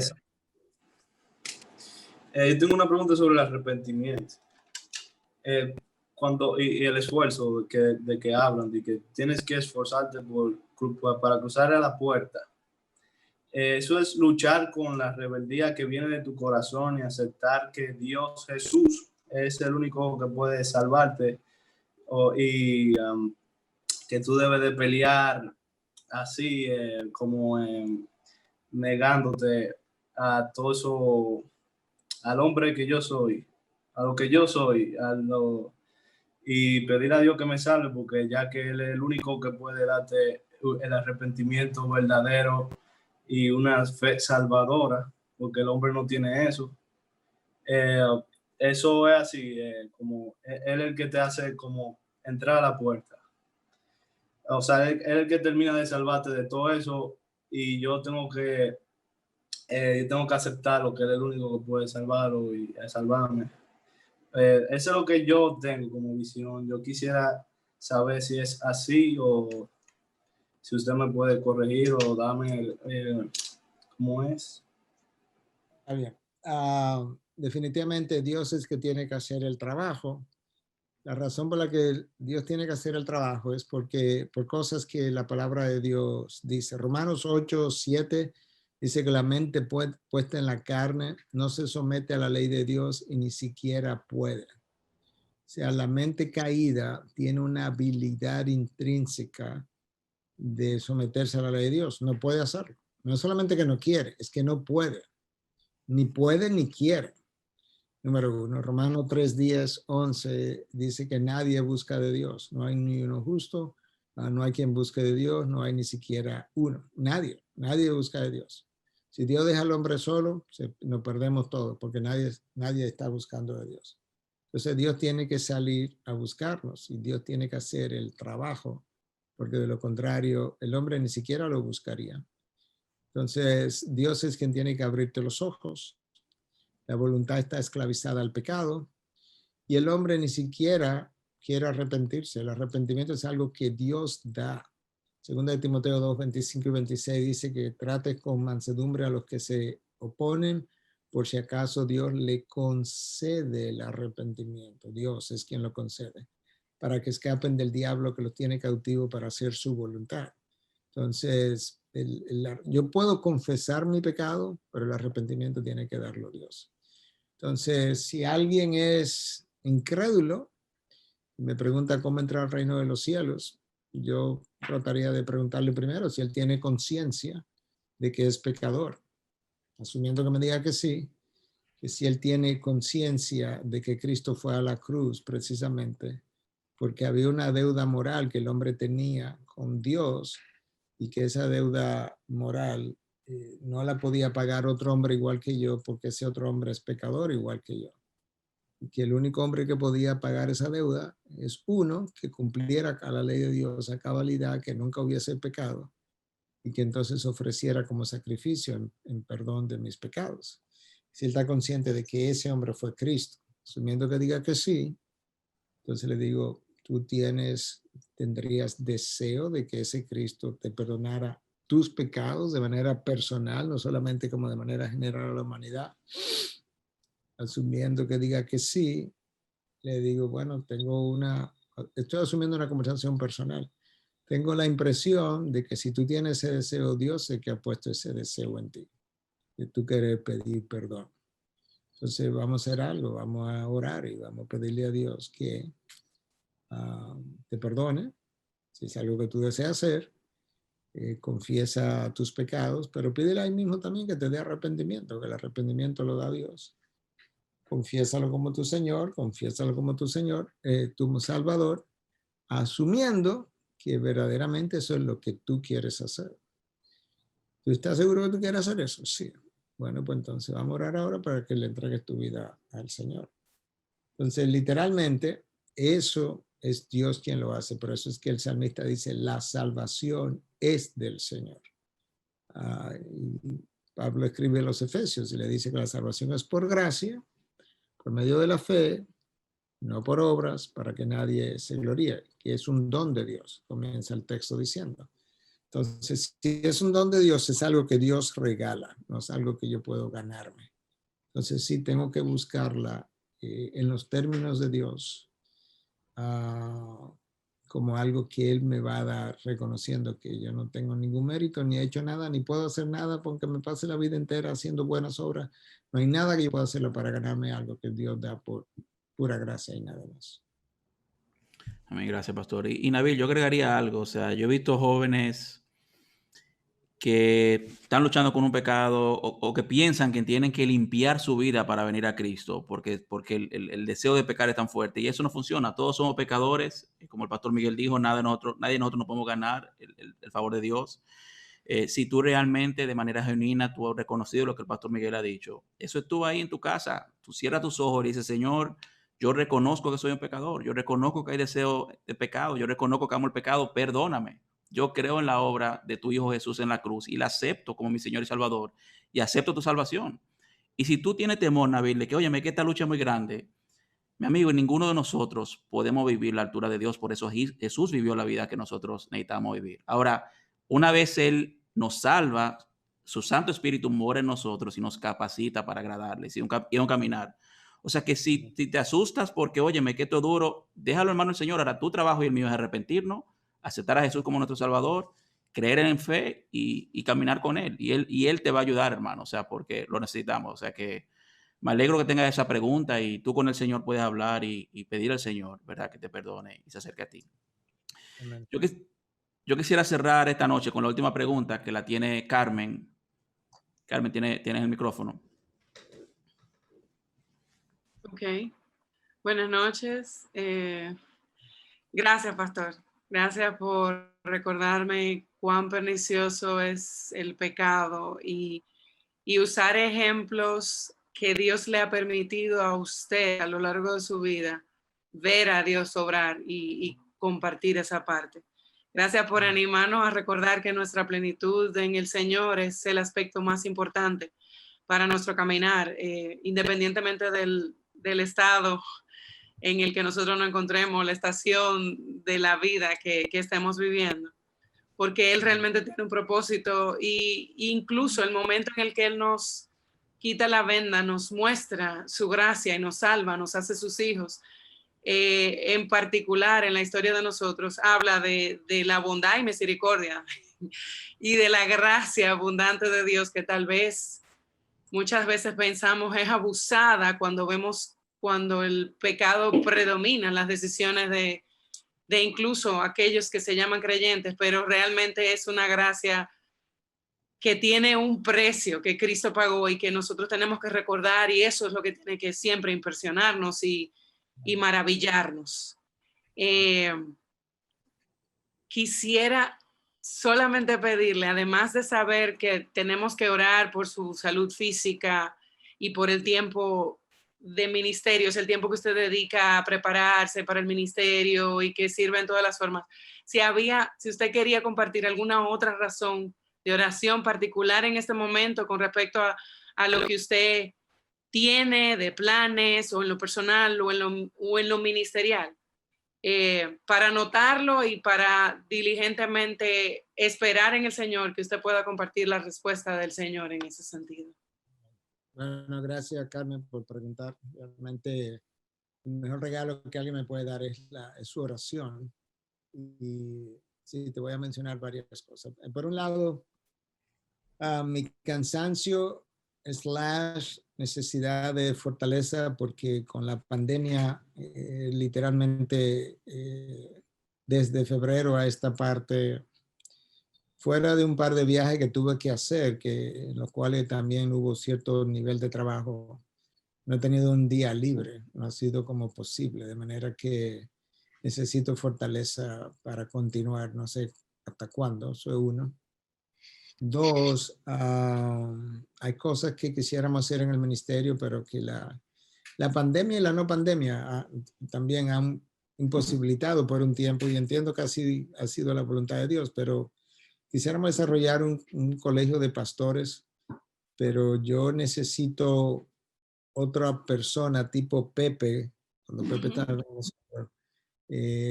aquí para poder desarrollar un colegio de pastores. Yo no puedo hacerlo solo con todo lo que yo tengo. Esa es otra petición.